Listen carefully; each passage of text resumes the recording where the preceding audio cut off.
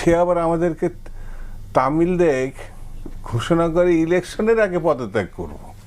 আরে ইলেকশন আগে মানে তুমি কি বেটা, যে তুমি ইলেকশনের আগে পদত্যাগ করবা? ফাইজলামের একটা সীমা থাকতে হবে তো।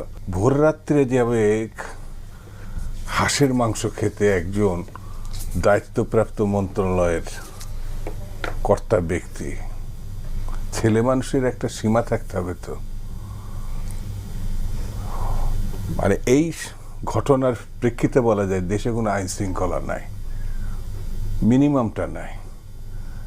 রাস্তায় যারা চাঁদা নেয়, ছিনতাই করে, পুলিশ ধরে তাদেরকে জেলের গারদে ভরে।